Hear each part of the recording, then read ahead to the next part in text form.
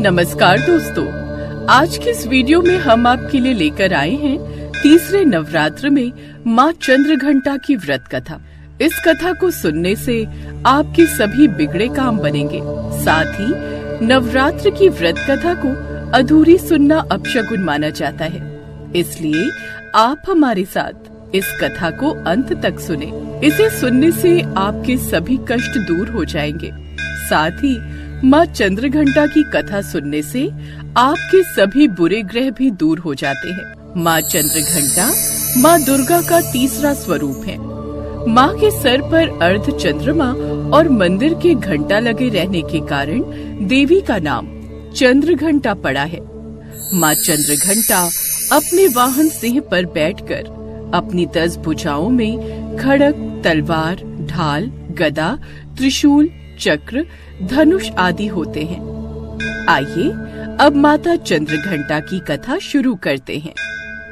हिंदू मान्यताओं के अनुसार माता दुर्गा ने माँ चंद्रघंटा का अवतार तब लिया जब दैत्यों का आतंक बढ़ने लगा था।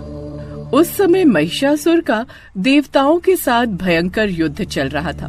महिषासुर का लक्ष्य देवराज इंद्र का सिंहासन प्राप्त करना था और वह स्वर्ग लोक पर राज करने की इच्छा से युद्ध कर रहा था। कुछ समय बाद उसने स्वर्ग पर विजय प्राप्त कर ली और सभी देवताओं को वहां से निकाल बाहर किया।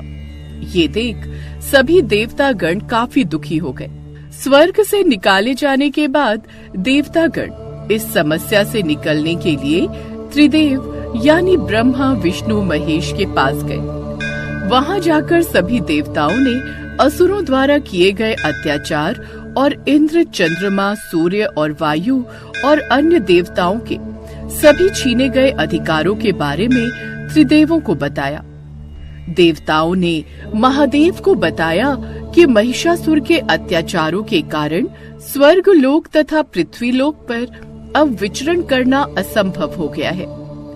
यह सुनकर अब ब्रह्मा, विष्णु और महादेव ने देवताओं की व्यथा सुनकर क्रोध प्रकट किया, जिससे उनके मुख से ऊर्जा निकली।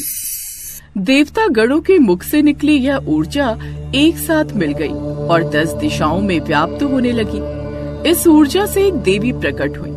भगवान शंकर ने उन्हें अपना त्रिशूल, भगवान विष्णु ने अपना चक्र, इंद्र ने घंटा, साथ ही अपना हाथी ऐरावत दिया। सूर्य ने तेज और तलवार तथा सिंह प्रदान किया। इस तरह सभी देवताओं ने माता को अपना अस्त्र शस्त्र दिया।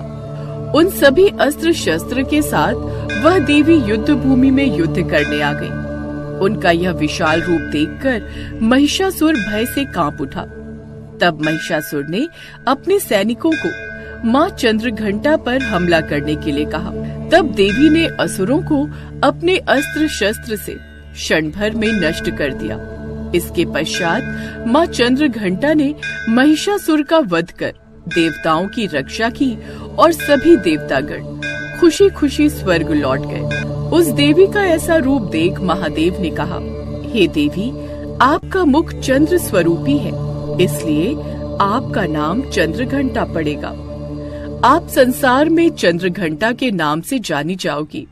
उस दिन से संसार में वो माँ चंद्रघंटा के नाम से पूजी जाने लगी। माँ चंद्रघंटा की पूजा करने से अशुभ ग्रह खत्म होते हैं। साथ ही व्यक्ति के अंदर निर्भयता, सौम्यता और विनम्रता उत्पन्न होती है।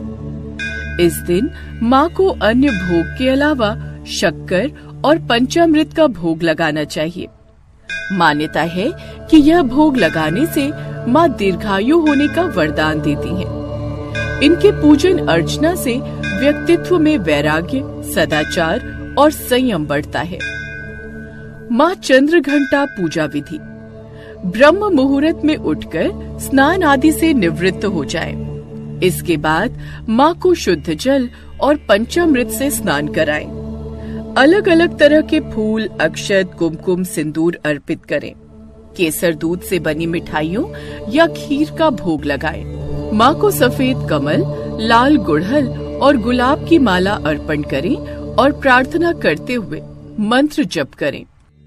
अंत में माँ की आरती करें। माँ चंद्रघंटा का बीज मंत्र ऐं श्रीं शक्तये नमः स्तुति मंत्र। या देवी सर्वभूतेषु माँ चंद्रघंटा रूपेण संस्थिता, नमस्तस्यै नमस्तस्यै नमस्तस्यै नमो नमः। हे माँ चंद्रघंटा, जैसे आपने देवताओं के दुखों को दूर किया, ऐसे ही हम सबके दुखों को भी दूर करना।